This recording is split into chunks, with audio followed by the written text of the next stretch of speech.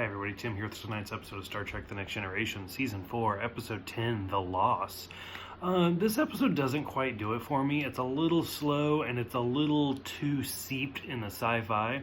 So the Enterprise is floating along doing its thing, and it gets caught in this ribbon of basically two-dimensional creatures that kind of show up as little shadows on their sensors. And they do an interesting explanation about how they don't see them at first because they're looking at them long ways, like if you're looking at a piece of paper, and they actually have to flip their sensor to look at it downwards to be able to see them. So off the bat, it's like, oh, that's kind of interesting.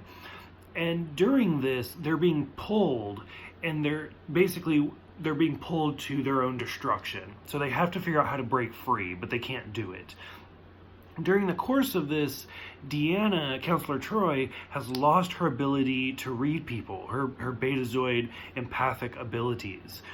And right there is a little interesting because Data mentions how there's a lot of creatures that Betazoids can't read in general, like the Ferengi, which we've seen firsthand with Luoxana, and the Breen. And this is the first mention of the Breen. We haven't seen them yet, but this is the first mention of them. We'll see them a little bit later on. They're kind of a mysterious alien species that we don't see very often. I think we actually see them more in Deep Space Nine.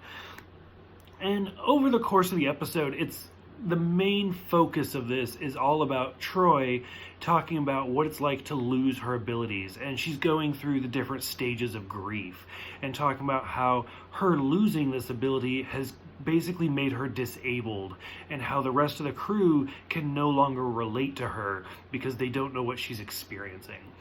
I find that really interesting, and I think that could have been portrayed better, trying to convey a disability.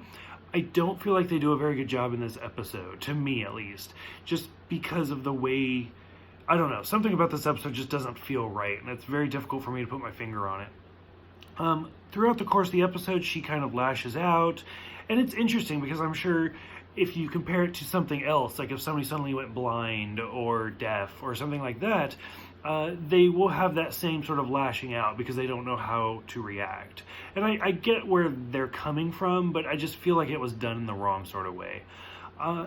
By the end of the episode, they do manage to break free. She does get her abilities back, and everything is right in the galaxy once again. So, again, I feel like it's one of those episodes where it's tied up too neatly, and I just couldn't get into it. If you guys have seen this one, what did you guys think? Maybe it's just too late and I've been awake for too long, so I just couldn't get into it. Sometimes that happens. I'm not saying it's perfect. I'm watching a lot of episodes, so sometimes you just hit one where it's like, whatever. So go ahead, let me know in the comments below what you guys think about this episode. Did I miss something important? Thank you guys for everything. I appreciate you all so much, and I will see you guys next time for Data's Day.